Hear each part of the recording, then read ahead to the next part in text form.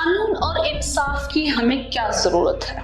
क्योंकि we are animals but social. Because we live in a society, we follow certain traditions, certain culture.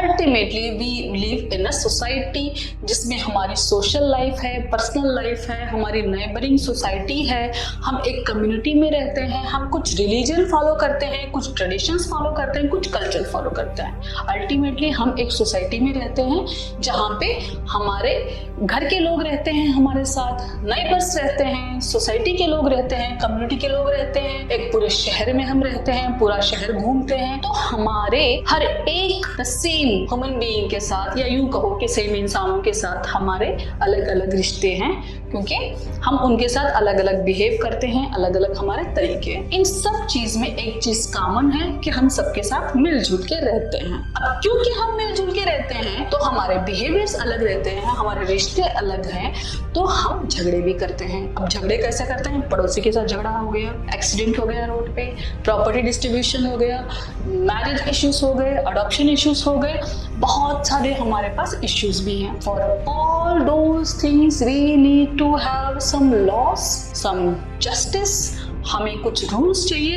अब for example road पे कचरा नहीं फेंकना, ये क्या है? रूल है, एक मॉरल वैल्यू है कि हम रोड पे कचरा नहीं फेंकते. लेकिन क्योंकि हम बहुत बदतमीज हैं, जब तक किसी चीज का रूल ना बनाए तब तक हम रोड पे कचरा फेंकेंगे. जब तक हम पे कोई फाइन ना लगाए तब तक हम रोड पे कचरा फेंकेंगे. तो इसलिए म्युनिसिपैलिटी ने रूल बना दिया कि अगर किसी ने रोड गंदा किया, रास्ते पे कचरा फेंका या बार्बर ने रास्ते पे अपने बाल फेंक दिए, तो इस तरह के कुछ रेस्टोरेंट में अपना जो खाना होता है या अपना जो गार्बेज होता है वो रोड पे फेंक दिया, तो म्युनिसिपैलिटी ने कुछ रूल्स बनाए हैं, कुछ रेगुलेशंस बनाए हैं. अगर किसी रेस्टोरेंट में खाना खराब दे दिया या किसी ने किसी के साथ बदतमीजी की, किसी को छेड़ दिया, तो हर तरीके के लिए we have some rules, some regulations which we have to follow. Traffic के रूल्स होते हैं, ट्रैफिक की लाइट देख के जाना पड़ता है या रुकना पड़ता है. तो बहुत सारे लोगों को दिखाई नहीं देता, हाँ कलर ब्लाइंड्स होते हैं.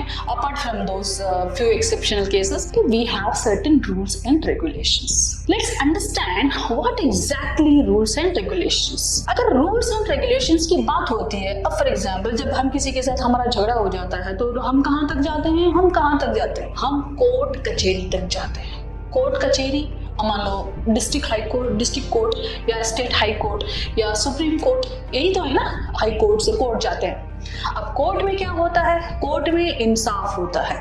इंसाफ on the basis of justice, on the basis of law, on the basis of rules, on the basis of regulations.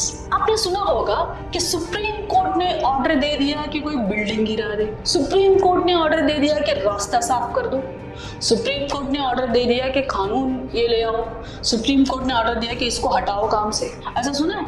लेकिन क्या ऐसा है कि सुप्रीम कोर्ट लॉ पास करता है? सुप्रीम कोर्ट लॉ बनाता है? ऐसा है? सुप्रीम कोर्ट के जज के पास या किसी हाई कोर्ट के जज के पास क्या ऐसी पावर है कि वो लॉ बनाए, वो कोई रूल बनाए? इसमें एक कॉन्ट्रडिक्टरी आंसर होगा इसका कि हाँ है. अगर सुप्रीम कोर्ट के पास ऑर्डर है तो पार्लियामेंट क्या करता है? भाई पार्लियामेंट का काम ही है लॉ बनाना, पार्लियामेंट का काम ही है रूल्स बनाना, पार्लियामेंट का काम है एक्ट्स पास करना. पार्लियामेंट क्या करता है? Legislature. Parliament is nothing but legislature, central legislature और स्टेट असेंबली. क्या करते हैं लोग? लॉ बनाते हैं. अगर ये लोग लॉ बनाते हैं तो सुप्रीम कोर्ट कैसे लॉ बना सकता है? Yes, on certain conditions in its jurisdiction. Supreme court या हाई कोर्ट या district court, yes they can make some rules, certain regulations. आपने देखो ऑर्डर आया सुप्रीम कोर्ट का. Order on what basis?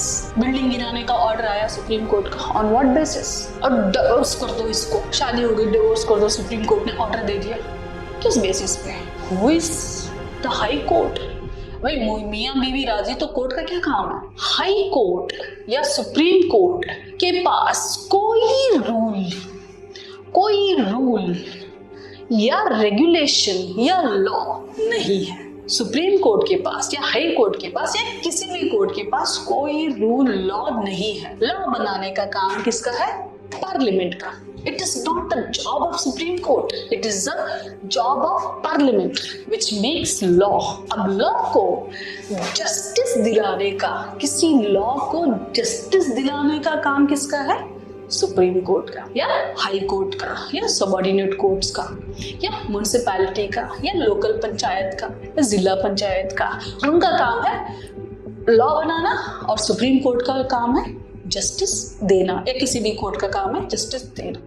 Let's understand this कि अब for example कुछ जगह ऐसी हैं, कुछ केसेस ऐसे हैं जिसमें अ जज has the power to issue certain orders, to give certain orders on his jurisdiction. Jurisdiction for example किसी डिस्ट्रिक्ट कोर्ट का जो जज होता है वो अपनी जुरिस्डिक्शन में, वहां पे वो अपने लेवल पे कुछ ऑर्डर पास कर सकता है जहाँ पे उसको लगता है कि जरूरी है। किसी डिस्ट्रिक्ट में एक तालाब बहुत गंदा है, अब वहाँ पे हाई कोर्ट या डिस्ट्रिक्ट कोर्ट के जो जज हैं वो वॉक पे गए, तालाब में मछलियाँ मर रही हैं, बाहर आ रही है। रिसेंटली हुआ था जो बैंगलोर में अरसूर लेक है वहाँ पे कि बहुत सारी मछलियाँ मर के बाहर आ गई थी, क्योंकि उसमें जो सीवेज का जो पानी जा रहा था, क्योंकि वो लॉक्ड तालाब है, लॉक्ड लेक है, जो पहले तो उसमें पानी बहता था लेकिन अभी वो पूरा लॉक्ड हो चुका है, तो वहाँ पे सारी मछलियाँ मर रही थी। तो किसी जज ने देखा और उसको ऑर्डर किया कि इसको ये क्या कर रहे हो, उसको हटाओ, साफ करो और उसको क्लीन करो, इस तरह के ऑर्डर्स दिए। एक रिसेंटली एक और भी इश्यू हुआ था, in recent past long back. एक ऐसा हुआ था कि कोई सुप्रीम कोर्ट का जज पहाड़ी पे जा रहे थे, वहाँ पे उन्होंने देखा हर पहाड़ के पत्थरों पे, जो रोड पे जो दिखाई देते हैं बड़े बड़े पत्थरों पे, पेंट से लिखा गया था कि कोका कोला के एड्स थे वहाँ पे। तो उन्होंने वापस आके ये ऑर्डर दे दिया कि वो सारे पेंट्स को हटाया जाए। अब वो पेंट पे जो लिखा था, पेंट से लिखा था पत्थरों पे कि कोका कोला का जो एड था, उसको मिटाया पेंट से और उसको केमिकल्स इस्तेमाल किए, तो वो एक और कॉन्ट्रडिक्टरी, वो एक और हो गई। अब बहुत सारी चीजें ऐसी हैं। अब कोई और जाएगा अभी कहीं किसी पहाड़ी में कोई जज, तो वो ऑर्डर दे सकता है कि वहाँ पे जो बहुत सारे पहाड़ियों पे या ऐसे रिलीजियस इलाकों में ऐसे कपड़ों पे लिखे बहुत बड़ी बड़ी तारें होती हैं जो नदियों के किनारे या इस तरह से वो लगी होती है, बहुत लंबे लंबे रोड पे लगी रहती हैं, तो और वो कचरा बनाती हैं, वो इन्वायरमेंट खराब करती है अल्टीमेटली। यस, उसमें कुछ रिलीजियस कुछ मंत्र लिखे होते हैं, but ultimately it makes no sense. जैसे कि मुसलमानों के एरिया में आप जाओ, जो उर्स वगैरह होता है, जो ग्रीन कलर के जो ऐसे होता है, चांद ऐसे होता है, ऐसे करके ऐसे इतना होता है, वो इस तरह के बहुत सारे लड़ियाँ लगी रहती हैं। और उसमें अब मुझे नहीं पता इसका इस्लाम से या रिलीजन से या किसी वहाँ पे जो हो रहा है और उससे किसी का कोई लेना देना होगा। Yes, it happens. और इससे भी कोई रूल आना चाहिए कि नहीं भाई ऐसा नहीं करना चाहिए, because supreme court has no rules, no regulations. तो ये रूल्स रेगुलेशंस, ये सुप्रीम कोर्ट, ये हाई कोर्ट, ये सारे ड्रामे कब और कहाँ से आए, किसने हमारे सर पे रख दिया, इन सबको किसने हमारे मत्थे मर दिया। Let's understand this. To understand supreme court, to understand high court, to understand their powers, to understand their functions, to understand legislature, which is parliament, to understand this entire system, how it works, we have to look into our background. Background क्या है हमारा? Yes, of course, we were ruled by Britishers, and whatever today's the culture of this entire system, which is parliament, which is supreme court, which is legislature, which is law, which is justice, which is rules, regulations, whatever we have, that is ultimately given by the Britishers, which they made to administer us, to rule on us, which made them easy to rule. ये सारी चीजें अंग्रेजों ने बनाई थी, सारी चीजें Britishers ने बनाई थी उनके खुद के कन्वीनियंस के लिए। तो ये हमारा कल्चर या ट्रेडिशन नहीं है, but we follow it because हम इसी सांचे में हम भी ढल चुके थे, हम इसी रेगुलेशंस में हमारे तौर तरीके इन्हीं की तरह हो गए थे, तो हम इन सारी चीजों में हम ढल गए थे। अदरवाइज हमारे जो हिस्टोरिकल बैकग्राउंड में हमारे कुछ और तरीके हुआ करते थे, जैसे कि हमारे गांव में पंचायत हुआ करती थी, हमारे सरपंच हुआ करते थे। सरपंच का मतलब होता है 5, जो गांव के 5 लोग हैं, जो बड़े मुखिया होते थे उनके, और 5 लोग जो सरपंच होते, 5 लोग बैठ के डिसाइड करते थे कि उस गांव में क्या क्या प्रॉब्लम्स हैं, तो वहाँ पे वो गांव के वहीं पे जितनी सारी प्रॉब्लम्स हैं वो हल हो जाती थी। या आगे बढ़ के कुछ और था तो सूबेदार हुआ करते थे। मुगल के ड्यूरेशन में सूबेदार का मतलब होता है कि पूरे सूबा, सूबा का मतलब स्टेट, पूरा स्टेट, या state means a region, particular region which is bigger in size but lesser in front of country at that territory. तो उसका कुछ रीजन हुआ करता था, तो उस सूबा के सूबेदार हुआ करते थे। जैसे कि अकबर का एक सूबेदार था जहांगीर, और जहांगीर का एक सूबेदार था शाहजहां। वो कहाँ का था? गुजरात का। Both were worked in Gujarat. तो इस तरह के सूबेदारी जो सिस्टम हुआ करता था, या यूं कहो कि मनसबदारी। मनसबदारी क्या था? यू कैन गो थ्रू मनसबदारी system which is very important for any competitive exams, क्योंकि यूपीएससी में भी मनसबदारी पे मल्टीपल ईयर्स में multiple times in prelims and mains both the times on मनसबदारी questions has been asked multiple times. तो मनसबदारी सिस्टम, टू अंडरस्टैंड मनसबदारी system it is bit difficult, क्योंकि थोड़ा सा ट्रिकी है मनसबदारी सिस्टम को, इसको अच्छे से पढ़ना विच इज वेरी इंपॉर्टेंट। तो इसी तरह का हमारा कल्चर या ट्रेडिशन या रूल्स रेगुलेशंस या इस तरह के लॉ एंड जस्टिस को फॉलो करना या ओबे करना का ट्रेडिशन हुआ करता था हमारे जो हिस्टोरिकल बैकग्राउंड है उसमें। अब इन्हीं चीज़ों में एक और चीज़ आती है कि एट दैट टाइम अगर राजा महाराजा या बादशाह शहंशाह इन सब के पास इतना टाइम नहीं था कि वो सुप्रीम कोर्ट की तरह, वो सुप्रीम कोर्ट भी थे, वो आर्मी जनरल भी थे, वो फाइनेंसर भी थे, वो हर कल्चर के जो हेड थे वो सारा एक ही बंदा हुआ करता था। जैसे कि बीरबल वो नवरत्ना में से एक थे, और he was a finance minister. He used to and he was also like riding along with a king to battlefield. तो इस तरह का हो रहा है, एक ही बंदे के पास बहुत सारी रिस्पॉन्सिबिलिटीज हुआ करती थी। ऐसा नहीं कि कोई होम मिनिस्टर है, कोई फाइनेंस मिनिस्टर है, कोई लॉ मिनिस्टर है, लेकिन जंग पे जा रहा है कौन? सोल्जर। जंग पे कौन जा रहा है? सोल्जर। और उनके अलग अथॉरिटीज या क्राइटेरिया है कि वहाँ पे लेफ्टिनेंट है, कर्नल है, या उस तरह की अलग अलग रैंक्स हैं। तो अब फाइनेंस मिनिस्टर जंग पे नहीं जाता, लेकिन मनसबदारी सिस्टम में फाइनेंस मिनिस्टर जंग पे जाता था। तो that is our background, but this culture is what we have adopted by the Britishers. So that was our system. चलो, let's see how Britishers started to enter into our rules regulations. तो हमारा immediate after a modern history, जब modern history begin होती है, approximately death of Aurangzeb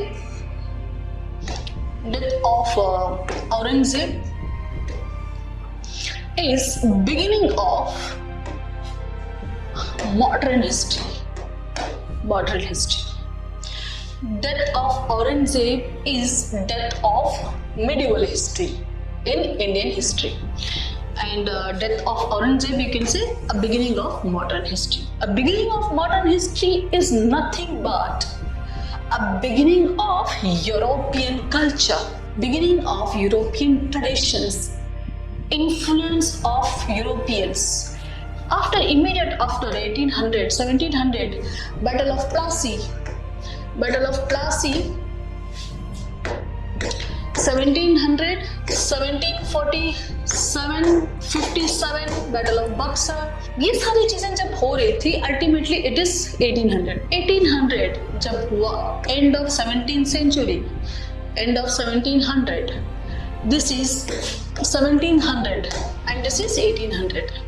1800 के beginning में जब battle of Plassey, Buxar हुए, उसकी that is the signal of britishers entry in our rules regulations. अब ये rules regulation started immediate after this chartered act which is 1833 followed by section 22 Governor General, 1834 is a council and who took this act to enact in India, and this is followed by 1861 led 1919, 1935 1935, 1947, 48, 1950, and this is Independence Act, Government of India Independence Act. This is what the regulations of chartered acts and entry of Britishers and exit of the Britishers. Entry of Britishers is this and exit of Britishers is this. तो इन सब चीजों के बीच में हमारे society में या हमारे culture में एक चीज आ गई which had rules regulations which is called a Supreme Court, which is called a High Court, which is called Parliament, which is called Legislature, Judiciary, and ultimately the entire executive system, which is a administrative system, which is a leading a legislative system in India, which is ultimately this gave us, along with all this system, this gave us जिसको democracy in सब के साथ हमने एक और चीज भी साथ में ली जिसको डेमोक्रेसी, डोमिनेंस, स्टेटस वगैरह वगैरह वगैरह आपको हिस्टोरिकल बैकग्राउंड में मिल जाएगा इंडिया के, जो इंडियन कॉन्स्टिट्यूशन की किसी भी किताब में आपको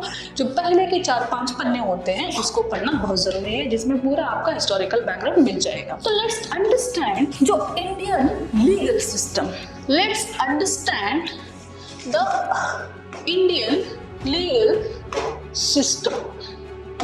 Indian legal system, we have seen the entire background. Mughal में हमारा मनसबदारी सिस्टम था, सूबेदारी सिस्टम था, और ब्रिटिशर्स में हमारा स्टेट लेवल एडमिनिस्ट्रेशंस हो गए, जैसे कि बंगाल को अलग कर दिया for administration convenience. What they give the reason to separate Bengali, या पाकिस्तान को हमने अलग कर लिया, वी हैड अलग रीजंस थे, डिफरेंसेस थे, let's not get into the details.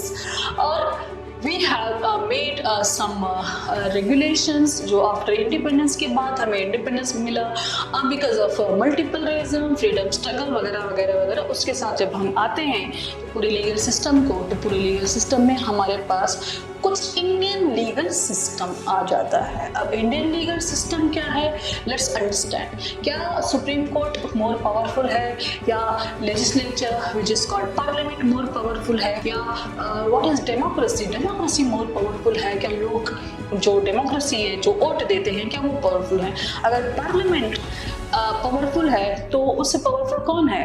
जो हिंदुस्तान के लोग जो वोट दे के पार्लियामेंट में बैठने के लिए अथॉरिटी देते हैं उन लोगों को, जिनको वो वोट दे के एक लीडर बनाते हैं, लीडर चुने जाते हैं। हमारे लीडर चुने जाते हैं, हम इलेक्ट करते हैं, यानी हम चुनते हैं, not a selection.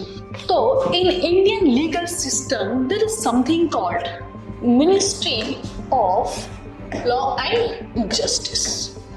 We have Ministry of Law and Justice. How it works? Ministry of Law and Justice. जब हमारे पास सुप्रीम कोर्ट है, हाई कोर्ट है, अब पार्लियामेंट है, तो इसकी मिनिस्ट्री भी होनी चाहिए ना। तो इसको रेगुलेट कैसे करें? There has to be some ministry who will look into this all matters. Let's understand its functions and its operations, how it works. तो ministry has its 3 organs. Ministry has its 3 organs, in which the most important is Department of Legal Affairs. Department of Legal Affairs, number 1, which is very important, which is the main objective and which is very important, Department of Legal Affairs.